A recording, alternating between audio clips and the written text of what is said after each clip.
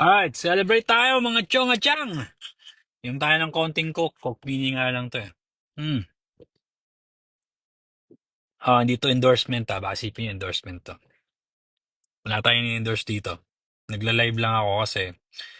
Kasi nga, masaya ako na may hostisya pala sa labas ng Pilipinas. Napapatunayan natin ngayon sa panahon ngayon na may hostisya sa labas ng Pilipinas at ang Pilipinas ay talagang proven na kangaroo court. Kangaroo court. Yan lang masasabi ko dyan. Proven. Ang Pilipinas. Tapos ito, ang nakakatawa. Di ba sabi ko, ang naniniwala lang naman sa mga Duterte na yan, yung mga taga Davao, yung mga taga Mindanao, yung mga nabudol nila, no? So, nagkomentan to mga taga Davao, to mga DDS shit, no? Nagkomentan to mga DDS shit na to. Keso adik daw, keso bangag daw, kasi daw, maka Marcos daw, maka Lenny daw, Dilawan daw, and all that shit, no? Kasi DDS shit, ito basta DDS, Bopols. Guaranteed. Basta DDS, guaranteed Bobols. Hindi nila matanggap na yung phone nila naging palalo, naging mayabang. Sobrang yabang ng phone nila, lumabas. Pumunta ng Hong Kong. Alam mo na, ugaling Pilipino, ay, hindi man siguro maaresto. Wala naman makakaalam. Saka, siguro wala na yan. Siguro naman makakalasot na yan. Siguro naman pwedeng areglohin yan. Siguro naman yung warrant of arrest ng ICC, wala na yan. Lumabas ng bansa yung matandang hukluban na akala mo kagaling-galing, akala mo King of the Universe o Lord of the Universe. Lumabas ng bansa. Ano ngayon nangyari? Naaresto ng ICC, paawa effect ngayon. Naglabasan ngayon yung mga DDS shit, yung mga trolls naglabasan ngayon. Paano yung mga napatay ng mga adik, yung mga rape ng mga adik? Sana yung mga anak mo hindi ma-rape at mag-ahasa. Sana hindi ka mabiktima ng mga adik. Alright, first of all, hindi porke adik mamamatay tao. Okay? Hindi porke adik mamamatay tao. Hindi porke adik rapist. In fact, maraming rapist na hindi adik. Maraming mamamatay tao na hindi adik.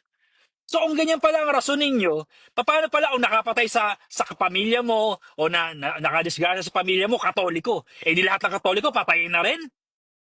O paano pala kung Iglesia ni Cristo nakapatay sa pamilya mo? O ibig sabihin lahat itokhang na rin?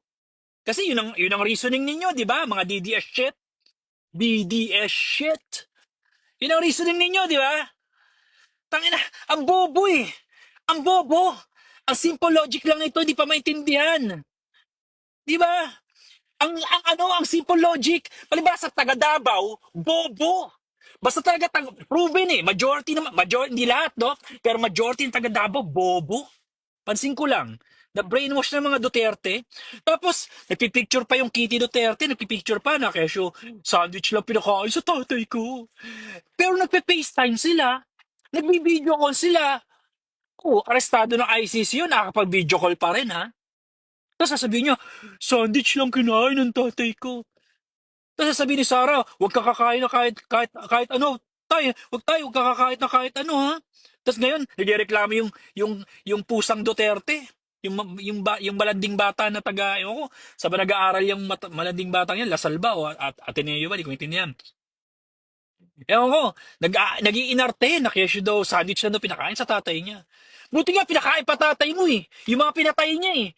Yung mga, yung mga pobreng pinatay niya, yung pamilya noon, na nawala ng tatay, nawala ng mga breadwinner, dahil lang adik, o dahil lang na chismis na adik, pinatay.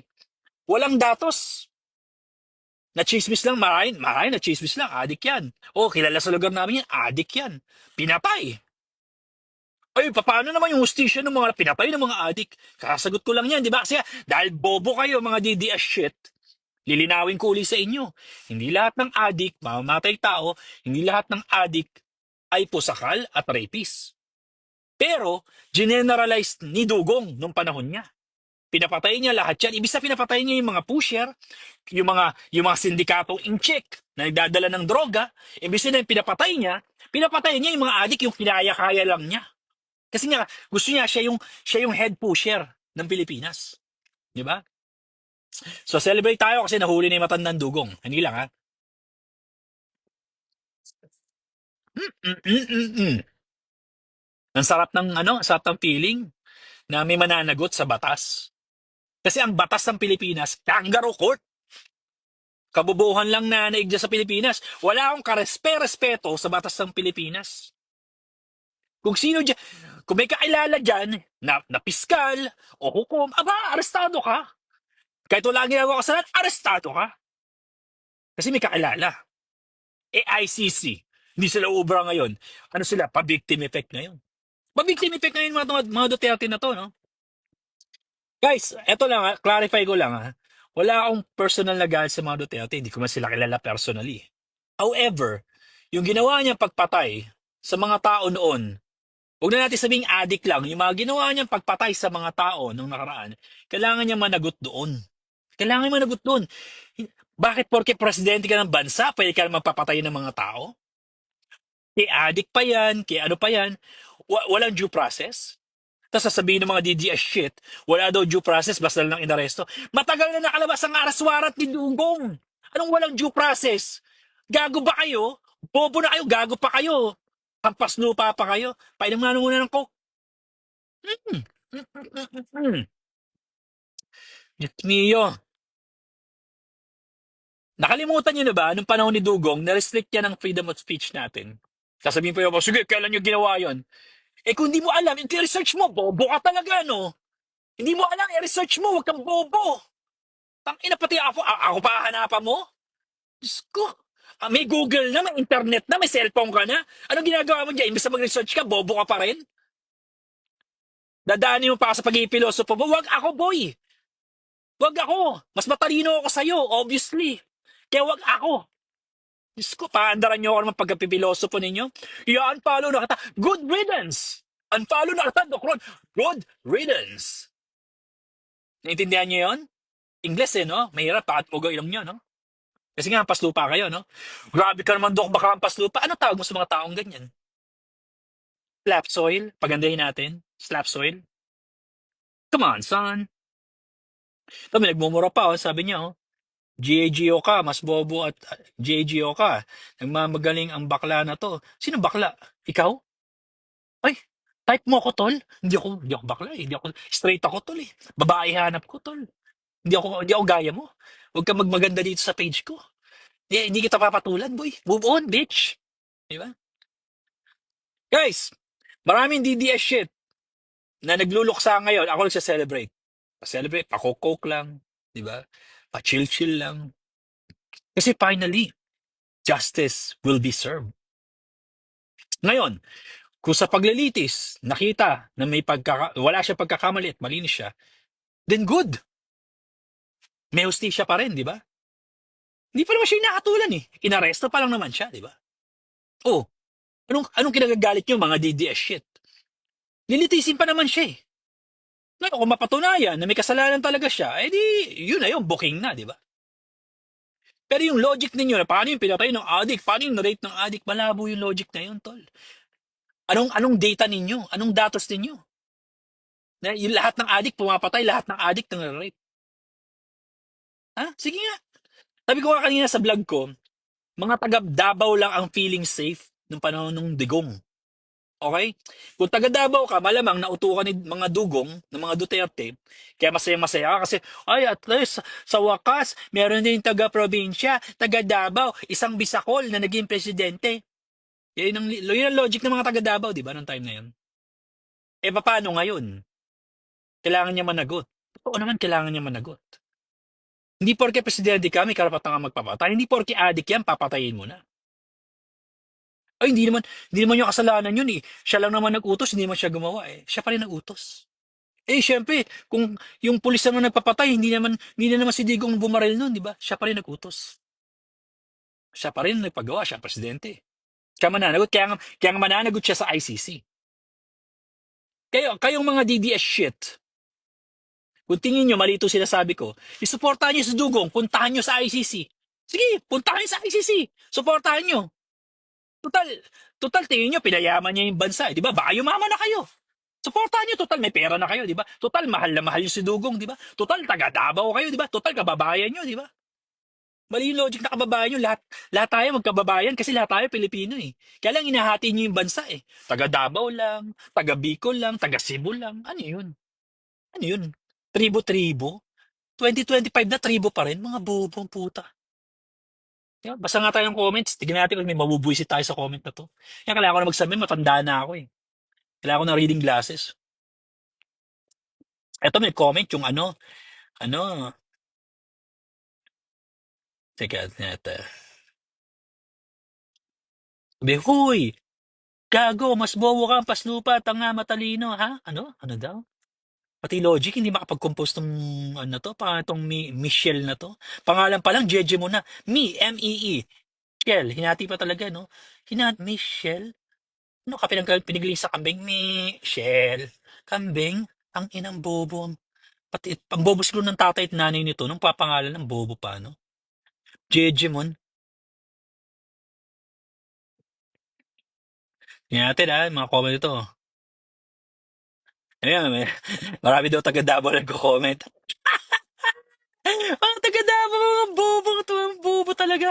Masama, taga probinsya ka na, bobo ka pa, paslupa ka pa, at samang combination, dismiyo. Ang sarap mo i-discriminate talaga. Ito, may ebidensya ka na, pumatay ng tao. Ay, di malalaman natin sa ICC. Michelle. Malalaman natin sa ICC. Sabi ni Topher, Doc, marami ka pa bang page? Ipapalo ko lahat. I love you. I love you din, tol. Kaya hindi ako bakla, ah. Just saying. Sabi niya isa, ano yun sabi nito? Ito, parang yung comment ng Michelle. Mukhang troll account ng mga duta ito, no? Sabi ni El De Ignacio. Congrats everyone, magkakahustisya na ang pinatay na 30,000 at mga pinatay na hindi nabilang. Well, we don't know yet, right? Pero mukhang doon papunta. We don't know yet kung mahatulan ba siya. Pero arestado siya eh.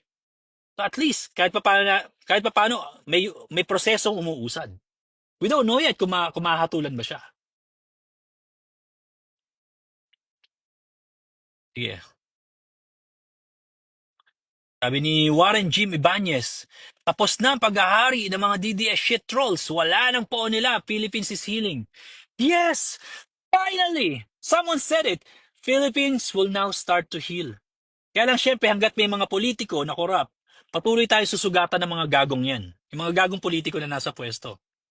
Diyos mio. Sige.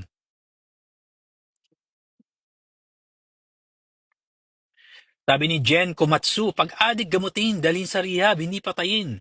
Tinanggalan niya ng karapatan mga tao. Totoo naman eh. Porki adik, papatayin na. Yun ang pinag-uusapan dito, yung war on drugs niya, mali yung approach niya. Kriminal, mamamatay tao ang approach niya. Yun ang katotohanan. Sabi ni Roland Labrador, correct ka Dok, daming sobrang tanga, bobo at gagong Pilipino. Kakadismaya itong kababayan natin. At kaya daw wala unlad yung bansa. Totoo naman eh. Wala talagang unlad yung bansa na yan, unfortunately.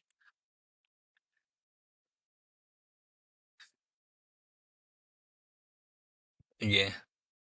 Sabi, ito, Jeho Salazar. Sa akin, maboyset ka, wala na ako masabi sa'yo. Kundi isa kang mangmang. Kasi dati gusto kita, ngayon ayoko na dahil mangmang ka. Ano? Fuck you, bitch. Alright. Sabi ni Rodolfo Hoson, tanga lang yung may logic na paano yung mga addict ng rape. Kababuhan yun. Bakit yung kinulong ngayon na anak ng Diyos? Addict ba yun? Bakit ng rape? Gamit ng critical thinking, sabi niya. Totoo naman, yung anak ng Diyos si Kibbs. Si fucking Kibbs, no?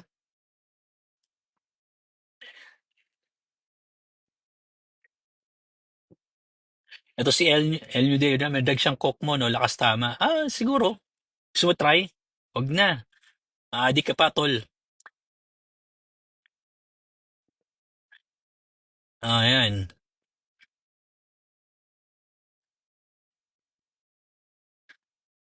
Ito, meron pang Pastor Eddie Denila. Ay, Diyos ko. Pastor ka pa man din, Chong. Ito sa lahat ng mga pastor. Malamang taga Davao tong mokong na to, no? Mga kawikaan, 24:17. Huwag mo ikagalak ang pagbagsak ng iyong kaaway. Ano yun? Pastor Eddie Denila. Nasa Biblia rin, there's a time for every season. Right? May panahon ang mga bagay-bagay. It's time to war, a time to love. Huwag mo akong gamitan ng scripture para lang mapaunlad mo o para lang maipapropagate mo yung mali mong paniniwala, Pastor Eddie Danila. Haltang hindi ka pastor eh, haltang troll ka lang eh. Kung totoong pastor ka man, kakahiya naman sa church mo. Kung totoong pastor to si Eddie Danila at miyembro kayo ng church niya, naku, tumiwalag na kayo, mga ibang church. Okay, lilinlangin kayo nito. Bobo to. Malimas sa bobo, ay Diyos ko, pagtatanggol pa nito yung ipagtatanggol pa nito yung akusadong kriminal, na maraming ebidensya against that person. And yet, wag mo ikagulok ang pagbagsak ng, Diyos mio, you're taking this out of context kung totoong pastor ka. Wala kang wisdom of dividing the truth, no? Hindi mo alam, hindi mo kaya i-separate yung katotohanan sa kamalian kung totoong pastor ka.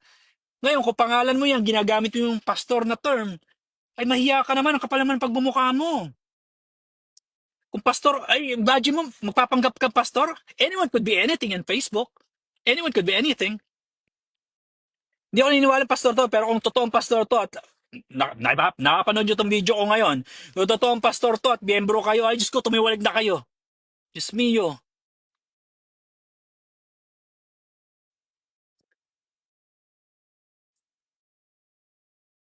Sabi ni Anthony Sanchez, Doc Roy, ingat sa Coca-Cola, muna ginagamit ko din yan, paglinis ng kalawang. Ay, masarap din naman inumin. Maliban sa panlinis ng kalawang. Sabi ni Jen Komatsu, pare-parehas naman may pinaglalaban. Ang problema is bakit kailangan pumatay? Totoo naman eh. Lahat naman may pinaglalaban, lahat naman may katuwiran eh. Pero ba't kailangan patayin? Dahil presidente ka? Wala kang karapatan pumatay. Sabi ni Michelle, unlawful arrest daw. Anong unlawful arrest? May warrant of arrest nga. Bobo! Palibasa, DDS shit ka eh. Bobo tong Michelle na to ah. Matanda yung bobong mga DDS shit dito ngayon sa page ko. No? Lahat kayo nakaabang sa page ko ah. Di ba?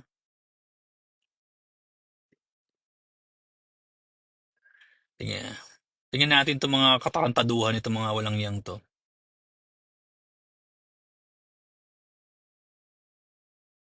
Hmm.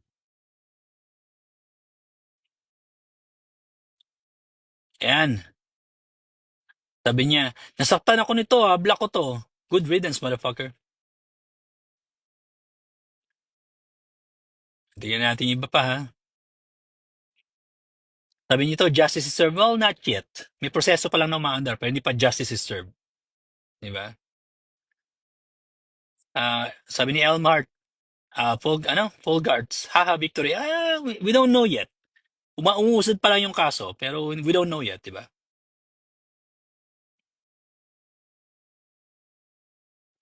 Sabi ni Sleepnut Park, ano yan, mga dugo ng napatay sa tokang ay sumisigaw, tumingi ng hustisya. Well, we'll see.